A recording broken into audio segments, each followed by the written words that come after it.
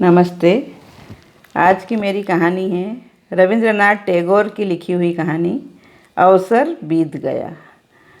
है ना। एक पुराने समय की बात है। एक गांव में एक भिखारी और उनकी पत्नी रहते थे। भिखारी सुबह सुबह भीख मांगने जाता और सभी भिखारियों की आदत रहती है कि वो अपनी झोली में घर से कुछ न कुछ डाल के निकलते हैं, थोड़ा अनाज और थोड़े पैसे, ताकि एकदम खाली झोली में कोई देता नहीं है। तो झोली थोड़ी भरी रहती है तो लोग सोचते हैं कि चलो सब दे रहे हैं तो अपन भी दे दें, है ना। उससे उनके अहंकार की पुष्टि भी होती है। तो थोड़े से दाने लेके निकला। अब जैसे ही निकला तो रास्ते में राजा की सवारी आ रही थी। वो खुश हो गया कि चलो आज तो राजा की सवारी आ रही है, आज तो मेरे को अच्छा मिलेगा। अब खुश मन से देखने लगा। राजा जी नीचे उतरे और उन्होंने भिखारी के सामने अपनी झोली फैला दी और कहा कि मुझे थोड़ी भिक्षा दीजिए, आपके पास जो भी हो मुझे थोड़ी भिक्षा दीजिए। क्योंकि जो राज ज्योतिषी है उन्होंने कहा कि अपने राज्य पे संकट आने वाला है और अगर आपको सुबह सुबह जो भी पहले मिले उससे आप भीख में कुछ न कुछ ज़रूर लेंगे। अरे बाप रे, भिखारी ने तो लेना सीखा था, देना तो कभी सीखा ही नहीं था। उसने सोचा कि अरे राजा जी तो मुझे कुछ देंगे और ये तो उल्टे मेरे से मांग रहे हैं। अब राजा जी भी समझ रहे थे कि भिखारी देना नहीं चाहता, लेकिन राजा जी ने कहा कि कुछ भी दीजिए, कुछ भी थोड़े दाने डाल दीजिए। अब भिखारी ने, उसके अनाज तो था लेकिन उसका दिल बड़ा छोटा।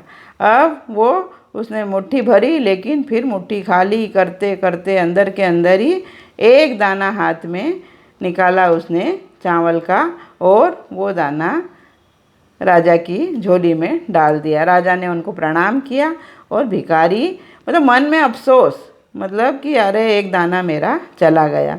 और यूं कह के वो झोली से फिर पूरे गांव में घूमा। उनको भिक्षा भी अच्छी मिली और पूरा उनका झोली लबालब हो गई। अब लेकिन उनके मन में खुशी यूं नहीं आई कि मेरा वो एक दाना चला गया, राजा से मिला तो कुछ नहीं। और अब ऐसा कहते हुए शाम हो गई, घर आए वो। पत्नी ने उनकी झोली देखी तो पत्नी खुश हो गई कि आज तो आपको अच्छा दान मिला, अनाज अच्छा लेके आए हो। उसने कहा क्या खाक अच्छे लाया हूँ, सुबह सुबह राजा मिल गए तो देने की बजाय तो उन्होंने मुझसे एक दाना ले लिया और मुझे बहुत ही बुरा लग रहा है। अब पत्नी सोचने लगी कि कैसे हैं मेरे पति।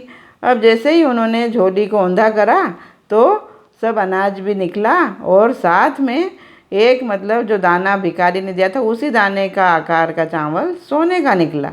पत्नी ने कहा कि देखो, जो आपने एक दाना डालने का कह रहे हो वही दाना सोने का बन गया, आप मुट्ठी भर देते तो मुट्ठी भर सोना बन जाता। तो भिखारी भी देखता रह गया, सोचते रह गया और सोचा कि अवसर बीत गया। तो क्या है कि प्रभु ने हमको भी इतनी सारी चीज़ें दी है, इतना स्वस्थ सुंदर शरीर दिया है, लेकिन फिर भी हम मतलब कभी देने की नहीं सोचते और देते भी हैं तो उसका अफसोस कर लेते हैं। तो अगर हम दे देंगे तो सोना है और जो नहीं दिया तो वो मिट्टी है। तो हमेशा ज़िंदगी में थोड़ा देने का भाव रखें, नहीं तो अवसर बीत जाएगा और ज़िंदगी हमें देती नहीं लौटाती है। हम देंगे तो हमारे पास वापस आएगा। आप खुले हाथों से किसी को देने की थोड़े से भाव रखोगे तो आपके पास वो 100 गुना लौट के आएगा। ये प्रकृति का नियम है। आप चाहे खुशियाँ दोगे तो खुशियाँ लौट के आएगी, धन दोगे तो धन लौट के आएगा, और अगर हम किसी को परेशानियाँ देंगे तो परेशानी लौट के आएगी। तो इसलिए जीवन में हम देने के भाव रखें और ईश्वर को धन्यवाद दें कि हमें सब कुछ दिया है तो हम भी कुछ दें। प्रकृति हमें देती है सब कुछ, हम भी तो कुछ देना सीखें। तो कभी भी मतलब भिखारी नहीं बने, हम दाता बने और प्रभु ने हमको करदान दिए, सब वांछित वस्तु विधान दिए। तुम प्राप्त करो उनको न हो तो फिर किसका है यह दोष कहो।